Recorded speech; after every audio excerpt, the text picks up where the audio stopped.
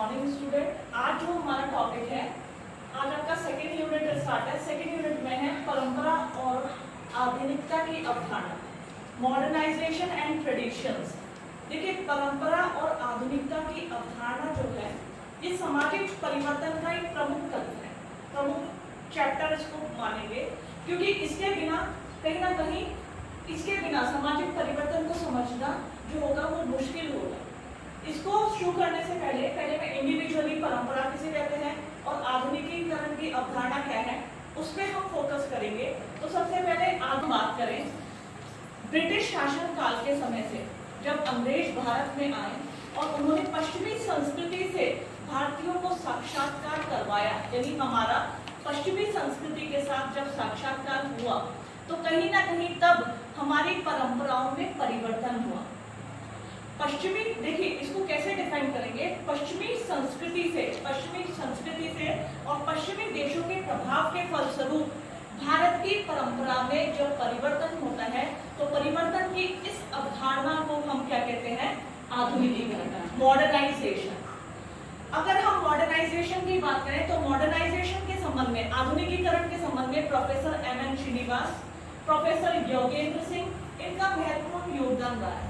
जैसे मैंने यहाँ पे लिखा भी है, योगेंद्र सिंह ने अपनी किताब लिखी थी modernisation of Indian tradition. Yogendra Singh ने अपनी किताब मॉडर्नाइजेशन ऑफ इंडियन ट्रेडिशन में आधुनिकीकरण के बारे में लिखा है कि आधुनिकीकरण सांस्कृतिक क्रियाओं का वह एक विशेष रूप है जिसमें मुख्य रूप से सार्वभौमिक एवं विकासवादी लक्षणों का समावेश होता है। ये प्रॉपर इनकी डेफिनेशन है।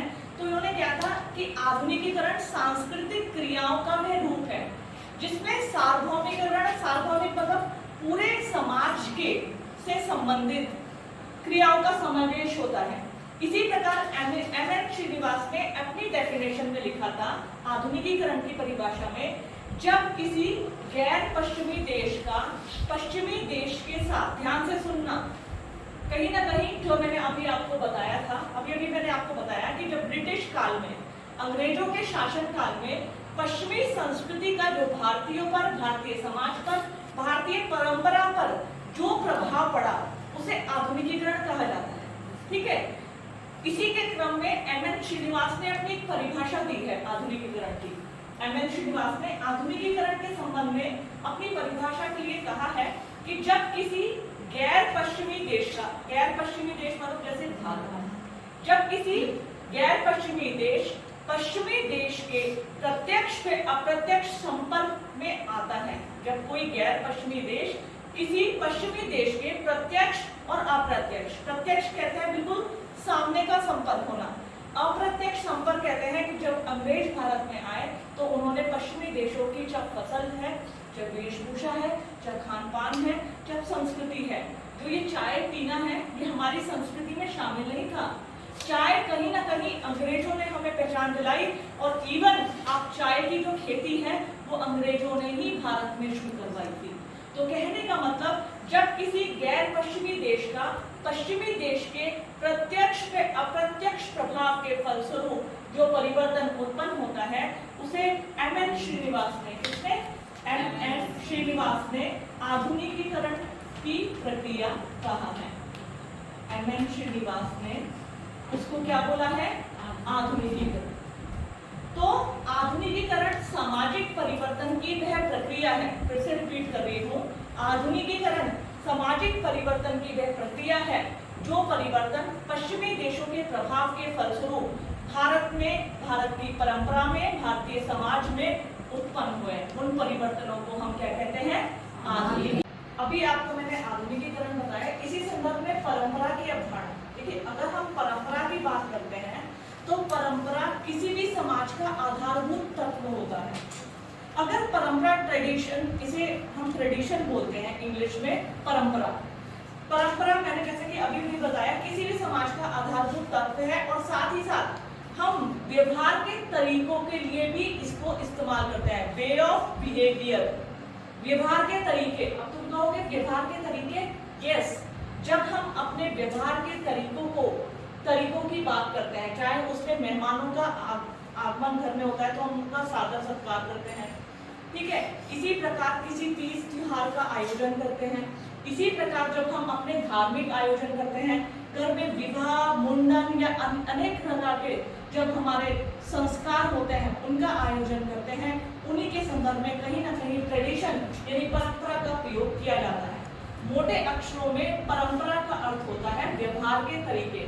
हमारी जीवन शैली में हमारी जनरीतियां, रूढ़ियां, व्यवहार के तरीके, हमारी आदत, हैबिट्स, वो भी परंपरा का एक तत्व है। हमारा धर्म, नियम, रीति रिवाज, ये सब परंपरा के पार्ट्स हैं। तो परंपरा वास्तव में क्या होती है? किसी समाज को यदि हमें जानना है, चाहे वो पश्चिमी समाज हो, चाहे भारतीय समाज हो या फिर कोई अन्य समाज की बात हम करें, उस समाज को जानने के लिए सबसे पहले हमें उनकी परंपरा के बारे में जानना होता है। इसको एक एग्जाम्पल से मैं आप लोगों को समझाऊंगी। फॉर एग्जाम्पल, मुझे किसी देश में जाना है। फॉर एग्जाम्पल, मुझे अपने पड़ोसी देश नेपाल में जाना है। मुझे वहाँ किसी व्यक्ति ने या किसी संस्था ने आमंत्रित किया है। जाने से पहले मैं देखूंगी उनकी परंपरा, उनके यहाँ किस प्रकार नमस्ते की जाती है, ठीक है, उनके सादर सत्कार अतिथि का किस प्रकार किया जाता है और एक अतिथि व्यक्तियों को किस प्रकार अपने व्यवहारों को संपादित करना होता है। आप देखते हैं जापानीज में झुककर ऐसे नमस्ते की जाती है, हमारे यहाँ प्रणाम किया जाता है, अंग्रेजों में हेलो की जाती है। कहने का मतलब ये सारे हमारे वे ऑफ बिहेवियर हैं। परंपरा, हम परंपरा की पहचान किसी किताबों में या किताबों में लिखी बातों से नहीं कर सकते। ये सिंपली हम अपने व्यवहार के तरीकों से, वे ऑफ बिहेवियर से जान सकते हैं। और सिर्फ अपने नहीं, हम किसी भी देश के बारे में, आपको किसी भी देश के बारे में जानना है तो वहाँ पे प्रचलित उनके व्यवहार के तरीके, उनकी आदत, बहुत से लोग होते हैं सुबह उठ के ब्रेकफास्ट करते हैं या चाय पीते हैं, तो वो उनकी हैबिट्स हैं। सुबह उठ के सबसे पहले चाय को पीना, ठीक है, वो उनकी हैबिट्स में शामिल है। जैसे क्रिश्चियंस लोग जब अपने चर्च में जाते हैं तो उनको किन्हीं पवित्र अवसरों पर रेड वाइन पिलाई जाती है, तो वो उनकी परंपरा में शामिल है। अगर हम दूसरी तरफ देखें तो इसको हमारे हिंदू समाज में मदिरा माना जाता है, हमारे यहाँ वर्जित है। हमारे यहाँ तो धूम्रपान, मदिरा, ये बिल्कुल धार्मिक संस्थानों में, मंदिरों में वर्जित है। लेकिन क्रिश्चियन की परंपरा जो है हमारी परंपरा से अलग है। उनमें रेड वाइन को पवित्र माना जाता है, पिलाया जाता है, तो ये उनकी परंपरा में शामिल है। तो ध्यान रखना, किसी भी देश, किसी भी राष्ट्र, किसी भी राज्य के बारे में हमें जानना है, उनकी परंपरा को जानना होगा, क्योंकि परंपरा किसी भी समाज का आधारभूत तत्व होता है। और अगर हम भारतीय समाज की बात करें तो भारतीय समाज की पहचान यहाँ के रीति रिवाज, यहाँ की संस्कृति, यहाँ के व्यवहार के तरीके, धार्मिक विश्वास। देखिए, जो हमारे धार्मिक विश्वास है, किसी चीज को मानना या मानना, वो भी हमारी परंपरा है। कई बार हम कहते हैं अरे बिल्ली रास्ता काट गई, अब हम इधर से नहीं जाएंगे, कुछ अशुभ हो जाएगा, तो ये हमारी परंपरा है। अरे दूध उबल गया, कुछ अपशब्द होने वाला है, अच्छा नहीं माना जाता है दूध उबलना, ठीक है। ऐसी कुछ परंपराएं, ह्यूमर्स हमारे समाज में बने हैं, क्योंकि हम इनको, ये विश्वास क्या, ये हमने नहीं माना। और ये लिखित, सबसे बड़ी बात, ये सब लिखित नहीं होते, ये तो पीढ़ी दर पीढ़ी हस्तांतरित होते हैं। परंपराएं जो होती हैं पीढ़ी दर पीढ़ी, हमें हमारी परंपराओं के बारे में, हमने अपने रीति रिवाज के बारे में, अगर हम कोई भी फेस्टिवल बनाते हैं तो उस फेस्टिवल के बारे में, देखिए आजकल किताबें या यूट्यूब या गूगल आ गया है, लेकिन हमें उसके बारे में अपने बुजुर्गों से, अपने माता पिता से पता चलता था। अरे ये संस्कार ऐसे होता है, इसके समय ऐसा ये पकवान बनाया जाता है और ये ऐसे धार्मिक आयोजन आयोजित किया जाता है, पर्व होते हैं। अभी मैं आगे आपको विस्तारित रूप से बताऊंगी। रॉबर्ट रेडफील्ड, एक आप नाम याद रखना, रॉबर्ट रेडफील्ड, यूजीसी नेट में ये क्वेश्चन बहुत ज्यादा आता है। रॉबर्ट रेडफील्ड ने लघु परंपरा और बृहद परंपरा, बृहद परंपरा की बात की थी, और किस संदर्भ में की थी? फॉर एग्जाम्पल देकर मैं आपको बताती हूँ। लघु परंपराएं जिनका संबंध हमारे स्थानीय स्तर से होता है, जो त्योहार, जो आयोजन हम अपने स्थानीय स्तर पर करते हैं। जैसे हरेला, एक हरेला फेस्टिवल होता है, आप गढ़वाल में बसंत के आगमन को फूलदेई कहा जाता है, लेकिन ये स्थानीय स्तर का है। अगर आप दिल्ली में देखो, अब तो स्प्रेड ऑफ कल्चर हो गया है। स्प्रेड ऑफ कल्चर कहते हैं सांस्कृतिक छिड़काव। सब जगह सब संस्कृति, आज दुर्गा पूजा बंगाल की दुर्गा पूजा थी, उसकी पहचान बंगाल से थी, लेकिन आज दुर्गा पूजा भारत में विदेशी देशों में जहाँ नागरिक रहते हैं वो अपने स्तर से दुर्गा पूजा आयोजित करते हैं। गणेश पूजा महाराष्ट्र की थी, महाराष्ट्र में सभी लोग गणेश पूजा के बारे में जानते थे, वही आयोजित करते थे। बैसाखी पंजाब का, नाम से ही हमें पता चल जाता है कि ये फेस्टिवल फला। इसी प्रकार पोंगल कहाँ का है? पंजाब का। कहाँ का है? साउथ का, केरल का। तो कहने का मतलब है हमें नाम से ही पता चल जाता है कि जो ये फेस्टिवल है किस क्षेत्र का है। लेकिन आज भी कुछ स्थानीय स्तर के धार्मिक आयोजन और उत्सव ऐसे होते हैं जिनकी पहचान अभी स्थानीय क्षेत्रों तक सीमित है। जैसे मैंने फूलदेई बताया, हरेला बताया, तो वो किसके अंतर्गत आएगा? लघु परंपरा के अंतर्गत, जिसका संबंध रॉबर्ट रेडफील्ड ने कहा था लघु परंपराएं वह परंपराएं हैं जिनका संबंध स्थानीय स्तर से होता है। फिर रॉबर्ट रेडफील्ड ने बात की थी बृहद परंपराओं की। बृहद परंपराओं से हमारा संबंध होता है ईद, दीपावली, दशहरा, जो पूरे भारत में ही आयोजित किए जाते हैं। ऐसे त्योहार जिनका आयोजन पूरे भारत में किया जाता है, सब लोग जानते हैं। रक्षाबंधन, ठीक है, क्रिसमस, ये सारे बड़े बड़े फेस्टिवल होते हैं बृहद परंपराओं का स्वरूप।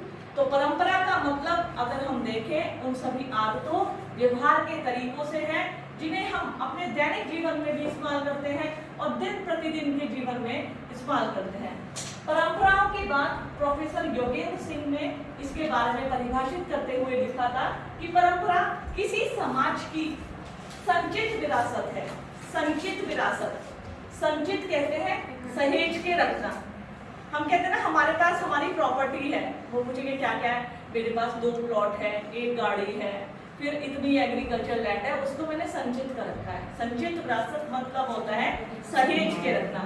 तो योगेंद्र सिंह ने कहा है कि परंपरा किसी समाज की वह संचित विरासत है जो सामाजिक संगठन के समस्त स्तरों पर छाई रहती है। कहने का मतलब किसी समाज का जो संगठन बना रहता है उसमें परंपरा अपनी पहचान बनाती रहती है, वो पीढ़ी दर पीढ़ी हस्तांतरित होती रहती है, उसको कहा जाता है परंपरा। आई बात समझ में? परंपरा किसे कहते हैं? आधुनिकीकरण का संबंध होता है पश्चिमी देशों के प्रभाव के फलस्वरूप जो हमारे भारतीय समाज में परिवर्तन हुए हैं उन्हें आधुनिकीकरण कहा जाता है। ठीक है, हम कई बार कहते हैं ना अरे ये तो बहुत मॉडर्न है, घर देखो इन्होंने कितना मॉडर्न बनाया है। उसका मतलब कैसे लेंगे आप? अगर मैं कहने लगूं फला व्यक्ति ने घर बड़ा मॉडर्न बनाया है, कहने का मतलब हमारे जो आम घर होते हैं वही रसोई घर, वही बाथरूम, लेकिन एक व्यक्ति ने स्विमिंग पूल भी बना दिया अपने घर में, रेस्टोरेंट टाइप एक बार भी बना दिया अपने घर में, बड़ा मॉडर्न घर बनाया। तो कहने का मतलब जिसके पश्चिमी देशों के प्रत्यक्ष पे अप्रत्यक्ष प्रभाव किसी चीज पर पड़ रहा है तो उन परिवर्तनों को हम आधुनिकता कहते हैं। व्यवहार के परंपरागत तरीके, हमारी आदत, हमारे सांस्कृतिक विरासत, हमारे नियम, रीति रिवाज, जनरीतियां, रूढ़ियां, धर्म, ये सब आते हैं परंपरा। ये है हमारी परंपरा। अब मैं आपको आगे बताने जा रही हूँ। देखिए अब आता है परंपरा एवं आधुनिकीकरण में अंतर। अक्सर एग्जामिनेशन का आपका पैटर्न है जो उसमें एग्जामिनेशन में क्वेश्चन आते हैं परंपरा और आधुनिकता से परे, कहीं ना कहीं या तो क्वेश्चन पूछा जाएगा परंपरा और आधुनिकता की तुलना बताइए, अंतर बताइए, या फिर परंपरा और आधुनिकता में क्या संबंध है, इनको हम क्यों एक दूसरे के साथ मिलकर पढ़ते हैं, उसमें संबंध पूछे जाते हैं। तो यहाँ अब मैं बताने जा रही हूँ आपको परंपरा एवं आधुनिकता में अंतर। देखिए बच्चों, परंपरा और आधुनिकता की यदि हम बात करें, पहला पॉइंट है परंपरा से सामाजिक स्थिरता का बोध होता है और आधुनिकीकरण से सामाजिक गतिशीलता का बोध होता है। सबसे पहले स्थिरता कहते हैं एक समाज में स्थिर, परंपराएं, नियम, विश्वास। परंपरा मैंने क्या बताई थी? हमारे व्यवहार, आदत, ठीक है, जो पीढ़ी दर पीढ़ी हस्तांतरित होते हैं, जैसे प्राचीन काल से चले आ रहे थे वैसे ही अब समाज में देखने को मिलते हैं।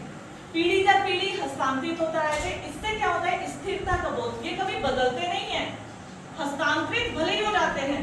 जो हमारी परंपराएं हैं, विश्वास है कि यदि घर में कोई व्यक्ति मृत हो जाता है तो ये हमारी रूढ़ियां, हमारे धार्मिक विश्वास क्या है, उनका दाह संस्कार किया जाता है। ये और ये पीढ़ी दर पीढ़ी ये संस्कार और ये रूढ़ियां ऐसे ही चली आ रही हैं।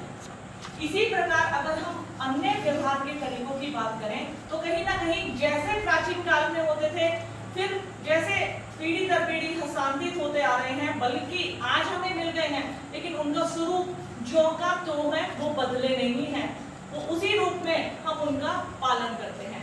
लेकिन जो आधुनिकीकरण की अवधारणा है उससे सामाजिक गतिशीलता का बोध होता है। वो कैसे?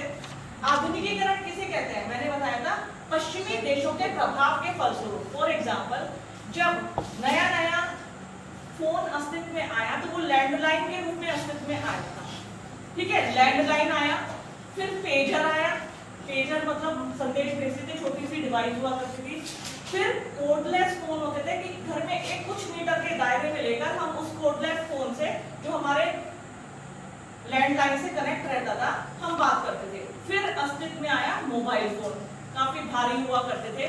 कहने का मतलब दिन प्रतिदिन उसका स्वरूप बदलता गया, उसमें आधुनिकता का समावेश होने के साथ साथ वो आगे की ओर बढ़ता था। अगर हम बात करें, चलिए इसकी हमने बात की, आधुनिकीकरण से संबंध होता है सामाजिक गतिशीलता से। पहले हम लोग जो घर में गेहूं पीसने का कार्य करते थे हाथ की चक्की से करते थे, लेकिन धीरे धीरे आज हम देखो तो बहुत सारी चक्कियां हो गई, इवन अब कॉम्पैक्ट चक्कियां घर के लिए ही आने लगी हैं। मिनटों में आप गेहूं डालिए, मशीन ऑन करिए, वो खुद ही आटा पीसकर हमें दे देगी। तो कहने का मतलब परंपरा और आधुनिकता दोनों में मुख्य अंतर ये होता है, परंपरा कहीं ना कहीं हमें सामाजिक स्थिरता का बोध कराती है और आधुनिकीकरण हमें हमेशा आगे बढ़ते रहने, यानी हमें मॉडिफाई होने, हम कहते हैं हम मॉडर्न हो गए। मॉडर्न इसलिए हो गई क्योंकि हमने आधुनिक चीजों को अपनाया, आधुनिक शिक्षा को ग्रहण कर रहे हैं, आधुनिक मशीनों का इस्तेमाल कर रहे हैं, चाहे मोबाइल फोन है, चाहे पंखा है, यातायात के लिए एरोप्लेन है, हेलीकॉप्टर्स हैं, इन सब में हमारी पहुंच सुनिश्चित हो चुकी है। तो परंपरा से स्थिरता का बोध होता है और आधुनिकीकरण से गतिशीलता का। नेक्स्ट पॉइंट है, डेनियल लर्नर के अनुसार आधुनिकीकरण एक विशेष दृष्टिकोण है। देखिए, अगर हम परंपरा की बात करें, परंपरा एक सामान्य दृष्टिकोण है। व्यवहार का तरीका, सुबह उठकर नहाना, ब्रश करना, ये सब हमारी आदतों में शामिल है। हम सुबह उठकर ब्रश करते, हाँ ऐसा हो सकता है कभी किसी को भूख लगाई तो उसने ब्रश से पहले ब्रेकफास्ट कर लिया, फिर नहाते समय ब्रश कर लिया, इसे हम बहुत बड़ी बात तो नहीं मानेंगे। लेकिन अगर हम आधुनिकता की बात करें, आधुनिकीकरण की बात करें, तो इसका संबंध एक विशेष दृष्टिकोण से है, आधुनिक शिक्षा से है, आधुनिक मशीनों से है, संचार के साधनों से है। तो कहने का मतलब आधुनिकीकरण का संबंध, डेनियल लर्नर ने अपनी किताब भी लिखी थी, the passing of traditional society. आपने बताया भी कि आधुनिकता का संबंध कहीं ना कहीं एक विशेष दृष्टिकोण से होता है। नेक्स्ट पॉइंट इसमें आया है, आधुनिकीकरण से नवीनता का बोध होता है। नेचुरल सी बात है, अभी तक हम जितनी चर्चाएं अभी इस क्लासरूम में करते आ रहे हैं, परंपरा का संबंध कहीं ना कहीं हमारे प्राचीन दृष्टिकोण से है, पुराने दृष्टिकोण, पुरानी विचारधारा। हम क्यों कहते हैं, अरे इनकी मानसिकता देखो, जैसे 20वीं सदी के भारत में जी रहे हैं, हाँ कौन सी कार ले रखी है, ये कौन सा मशीन इस्तेमाल करते हैं, अरे ये तो आज तक हाथ से सिलने में लगे हुए हैं। तो कहीं ना कहीं परंपराओं का दृष्टिकोण को हम प्राचीनता से जोड़ते हैं। लेकिन अगर हम आधुनिकीकरण की बात करें तो आधुनिकीकरण से नवीनता का बोध होता है, क्योंकि जो हम मशीनें इस्तेमाल कर रहे हैं, जो हम शिक्षा ग्रहण कर रहे हैं, जो हम उपचार की तकनीकी प्रयोग कर रहे हैं, आप देखते हैं स्वास्थ्य और चिकित्सा सुविधाओं में टेलीमेडिसिन, बायोमेडिसिन, ऐसी चीजों का आविष्कार हो गया है। रिसेंटली कोविड की वैक्सीन आई है, हम इतने हाईटेक हो गए हैं कि हम किन्हीं चीजों का, सब चीजों का उपचार संभव है। तो आधुनिकीकरण से नवीनता का बोध होता है। ये सब आधुनिकीकरण की अवधारणा से संबंधित है। आधुनिकीकरण की तुलना में परंपरा का क्षेत्र व्यापक है। देखो, आधुनिकीकरण बढ़े ही एक नवीन अवधारणा है अगर हम आधुनिकीकरण, लेकिन इसका क्षेत्र अभी भी संकुचित है। परंपरा हमारे प्राचीन काल से पीढ़ी दर पीढ़ी चली आ रही है। हम कितने भी आधुनिक हो जाए, फॉर एग्जाम्पल हम अपने को ही मानते हैं, अपने देश के व्यक्तियों को मानते हैं, आज भी हम कितने भी आधुनिक हो जाएं, लेकिन हम अपने धर्म को, अपनी जाति, अपनी संस्कृति, अपने तीज त्योहारों को नहीं भूल सकते हैं। हमारा मन भले कितना भी मॉडर्न हो जाए, कहीं ना कहीं हमारे अंदर आत्मा हमारी संस्कृति से जुड़ी है। तो इसलिए कहा जाता है कि परंपरा का क्षेत्र अधिक व्यापक है। इसी प्रकार परंपरा में व्यक्ति का स्थान निष्क्रिय होता है, जबकि आधुनिकीकरण में सक्रिय। आप में से कोई बताना चाहेगा इस पॉइंट को? परंपरा में व्यक्ति का स्थान निष्क्रिय होता है, लेकिन आधुनिकीकरण में सक्रिय। कैसे? देखिए, आज हम जिन मशीनों को अपनाने से मॉडर्न कहलाते हैं, आधुनिक हुए हैं, उनका आविष्कार किसने किया है? ऊपर से आई है? किसने किया है आविष्कार? मैन मेड, व्यक्ति ने किया है। अगर हम इनकी बात करें, बहुत सारे आप देखिए, वाटर फाउंटेन पेन का आविष्कार किया वाटरमैन ने, ठीक है। इसलिए टेलीफोन का ग्राहम बेल ने, आप देखते हैं फेसबुक का मार्क जुकरबर्ग ने बनाया। ये कहीं ऊपर से तो बन के नहीं आई है। तो जिन चीजों को हम आधुनिक कह रहे हैं, जिन चीजों को अपनाने से हम आधुनिक हुए हैं, उनका आविष्कार और उनको बनाने का कार्य हम ही मनुष्य ने किया है और हम ही अपना रहे हैं। तो हमारी भागीदारी सक्रिय भागीदारी आती है। तो हमारी भागीदारी को क्या कहेंगे? सक्रिय। सक्रिय इसलिए क्योंकि हम लगे हुए हैं उसी को बना। कितने ही लोग आविष्कार कर रहे हैं, कितने ही लोगों ने मिलकर वैक्सीन बनाई है, हम लोग बच रहे हैं उसको लगवाने से। आधुनिक चिकित्सा शिक्षा सामने आ गई है, हम लोग उसको ग्रहण कर रहे हैं, उसको इम्प्लीमेंट कर रहे हैं। यानी हम व्यक्तियों की आधुनिकीकरण में सक्रिय भागीदारी है, जबकि परंपरा में व्यक्ति का स्थान निष्क्रिय होता है। वो पीढ़ी दर पीढ़ी एज इट इज चली आ रही है, हम तो सिर्फ उसका पालन कर रहे हैं। हमने बनाई नहीं है, बनाई हमारे पुरखों ने है। हम तो उस जो पीढ़ी दर पीढ़ी परंपराएं चली आ रहे हैं, निष्क्रिय रूप से उनका पालन करते हैं। जैसे मैंने अभी बताया कि जब घर में कोई व्यक्ति मृत हो जाता है किसी भी धर्म में, तो उसका दाह संस्कार किया जाता है, ये हमारी परंपरा कहती है। तो हम तो उसका पालन कर रहे हैं, हमने नहीं बनाया। वो तो एक बार बच गई थी, वो पीढ़ी दर पीढ़ी हम उसका व्यवहारों को आदत में शामिल करते हैं, पालन करते हैं। हमें सिखाया जाता है कि बड़ों का सम्मान कीजिए, छोटों को प्यार कीजिए, ठीक है। तो ये सब हमारे व्यवहार में हम शामिल करते हैं। तो इसमें परंपरा में व्यक्ति का स्थान निष्क्रिय होता है और आधुनिकीकरण में व्यक्ति की भागीदारी सक्रिय होती है। आया समझ में? कोई भी पॉइंट समझना है तो आप मुझे बताते रहिएगा। फिर है परंपराबद्ध सामाजिक व्यवस्था का द्योतक है, जबकि आधुनिकीकरण का संबंध होता है खुले स्तरीकरण से। परंपराबद्ध सामाजिक व्यवस्था का द्योतक है, क्यों कहा गया है सर? क्योंकि ये तो पीढ़ी दर पीढ़ी ऐसे ही चली आ रही है, हम ऐसे ही विश्वासों को मान रहे हैं, इनसे बाहर नहीं निकल रहे हैं। आज घर में जब कोई बीमार हो जाता है, हम डॉक्टर के तो दिखाते ही दिखाते हैं, लेकिन कहीं ना कहीं हम कहाँ जाते हैं? मंदिर में। जैसे क्या मानते हैं कि कुछ पुराना हो गया हो, कुछ दिखाने जाते हैं, फिर वो दिखवाते हैं, अच्छा वो कहेंगे ऐसे अब तुम्हें बकरा काटना पड़ेगा। आज भी हम इस चीज को मानते हैं, क्योंकि कहीं ना कहीं हम उसी चीज से बने हैं। तो जो परंपराएं होती हैं, कहीं ना कहीं परंपराएं जो होती है बंद सामाजिक व्यवस्था का द्योतक है। पूरी चला रहा है सिस्टम, कितने भी मॉडर्न हो जाए, लेकिन जो हमारा आधुनिकीकरण का संबंध होता है वो खुले सामाजिक स्तरीकरण से है। यहाँ व्यक्तियों को बढ़ने के अवसर हैं।